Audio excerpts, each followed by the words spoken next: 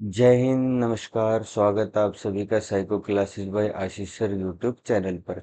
कैसे हैं आप सभी? आज हमारा टॉपिक है इंटेलिजेंस। ये हमारा पार्ट 4 है।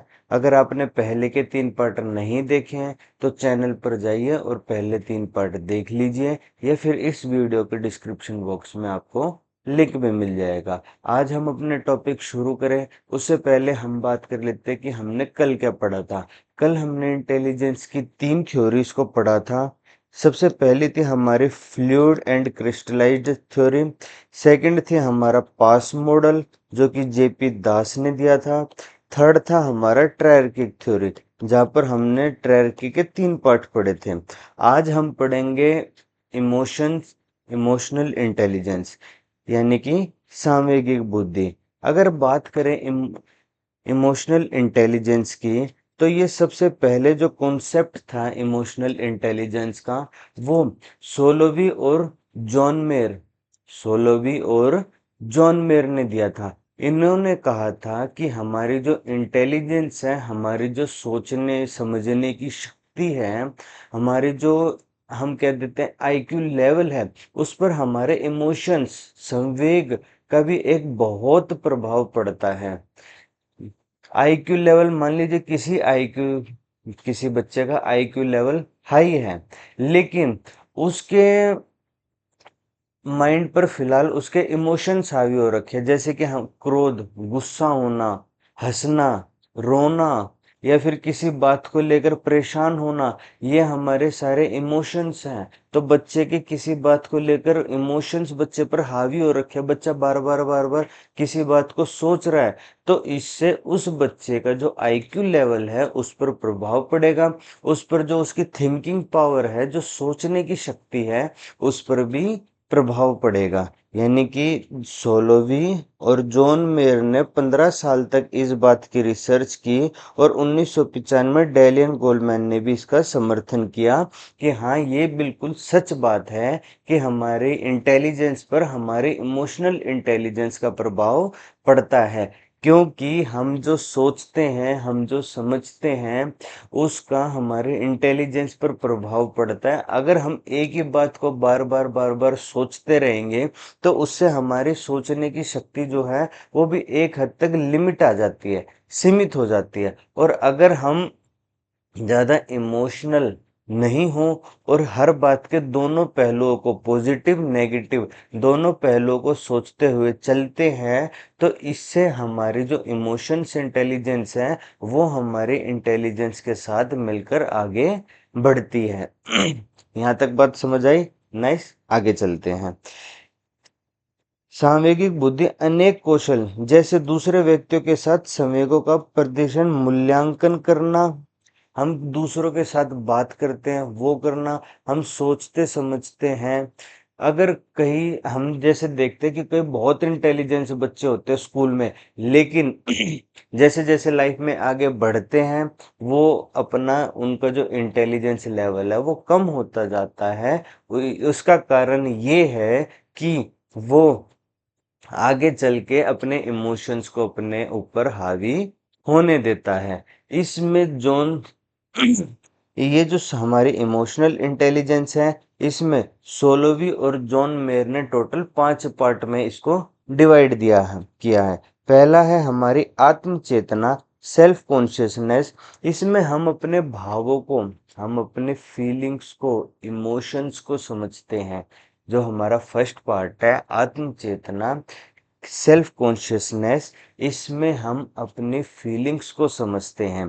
सेकंड होता है हमारा संवेगों का प्रबंधन, हमारे जो इमोशंस हैं हम उनको मैनेजमेंट करना सीखते हैं कि कब हमें हंसना है, कब हमें रोना है, कब हमें गुस्सा होना है, कब हम अपने जो गुस्सा है उसको तेज से एकदम शांत ले आते हैं। हमें बच्चों के साथ व्यवहार करते हुए हंसना होता है। हमें जब हमारे सामने कुछ गलत हो रखा होता है, तो हमें उसका विरोध करके उसके सामने अपनी नाराजगी प्रकट करनी होती है। हमें भय भी लगता है, जैसे कईयों को ऊंचाई से भय लगता है, कई पानी से डरते हैं।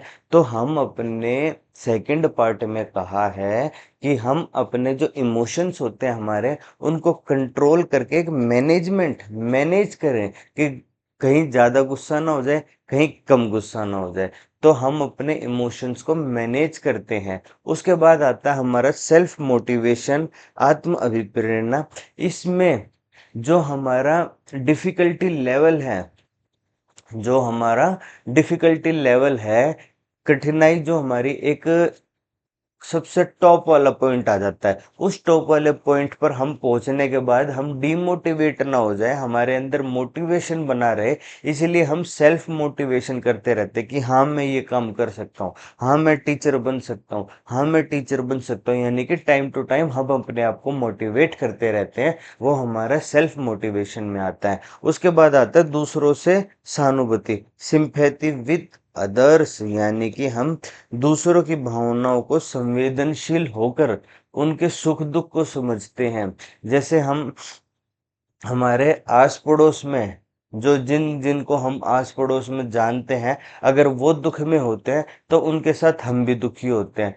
तो सिंपल ये है, दूसरों से सहानुभूति का मतलब दूसरों के सुख में दुख में उनकी फीलिंग्स के साथ शेयर होना, सुख दुख शामिल होना हमारा सहानुभूति बनता है। उसके बाद आता है हमारा मधुर संबंध। हम हमेशा दूसरों के साथ, अपने फैमिली के साथ, अपने रिलेटिव्स के साथ, अपने पड़ोसियों के साथ हम हमेशा मधुर संबंध बनाकर चलते हैं। क्यों? क्योंकि कभी सुख दुख या फिर कभी भी अगर हमें कोई इमरजेंसी आ जाती है, कभी हमें किसी चीज़ की मदद लेने की ज़रूरत पड़ती है, तो हमारे रिलेटिव्स, हमारे पड़ोसी ही हमारे काम आते हैं।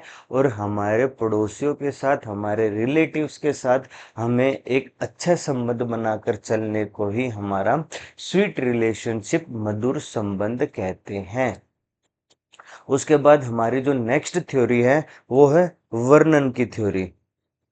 वर्णन जो है हमारे पीई वर्नर, उन्होंने कहा है कि जो हमारी इंटेलिजेंस है वो हमारे दो फैक्टर पर चलती है। जैसे हमने अपनी फर्स्ट वीडियो में पढ़ा था टू फैक्टर थ्योरी, जो कि चार्ल्स स्पीयरमैन ने दी थी, जहाँ पर हमने जी फैक्टर और एस फैक्टर पढ़ा था। सेम वैसे ही इन्होंने कहा है कि हमारी जो इंटेलिजेंस है वो हमारे दो मेन, हमारी दो तत्व यह दो कंपोनेंट से मिलकर बनी है, जहां पर हम अपने प्रयोगात्मक, एक्सपेरिमेंटल, फिजिकल जो हमारी कैपेसिटी होती है, हमारी एजुकेशनल कैपेसिटी, हमारी मैथमेटिकल जो हमारी कैपेसिटी होती है, एबिलिटीज होती हैं, हम उनको लेकर आगे बढ़ते हैं। हम अपने दोनों फैक्टर्स, हमारे इंटेलिजेंस का दोनों फैक्टर के साथ वर्क करते हुए हम आगे बढ़ते हैं।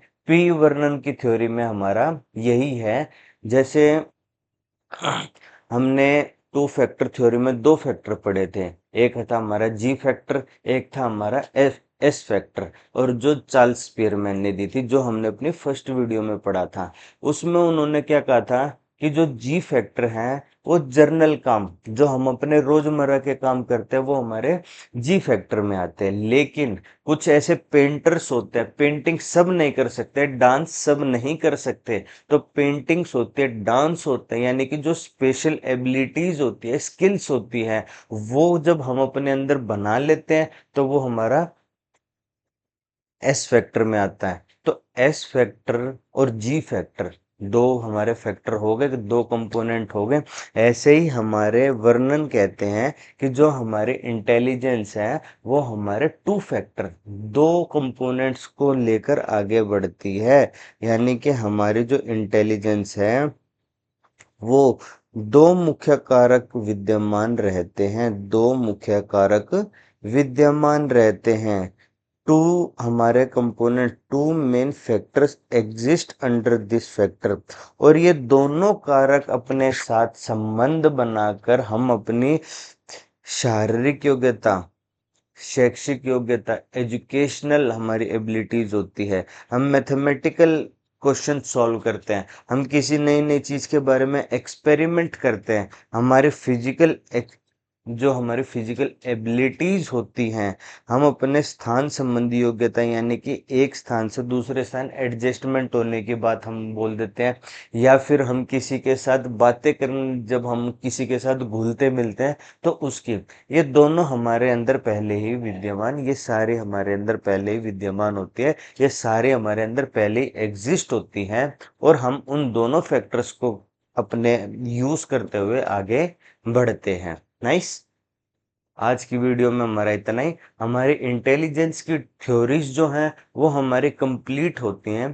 कल हम इंटेलिजेंस टेस्ट के बारे में पढ़ेंगे, और कल के बाद हमारा जब इंटेलिजेंस खत्म हो जाएगा तो उसके बाद हम स्पेशल एजुकेशन के भी टॉपिक उठाएंगे। जैसे हमारा आरपीडब्ल्यूडी एक्ट होता है जो 2016 में पास हुआ था, हमारा पीडब्ल्यूडी एक्ट होता है जो हमारा 1995 में पास हुआ था। हम स्पेशल एजुकेशन को भी साथ में लेकर चलेंगे, साथ साथ हम अपनी सीडीपी साइको को भी लेकर साथ साथ चलेंगे। आज की वीडियो में इतना ही। वीडियो कैसी लगी आप कमेंट सेक्शन में जरूर बताइए। कोई सवाल, कोई सुझाव आप कमेंट में ज़रूर बताइएगा।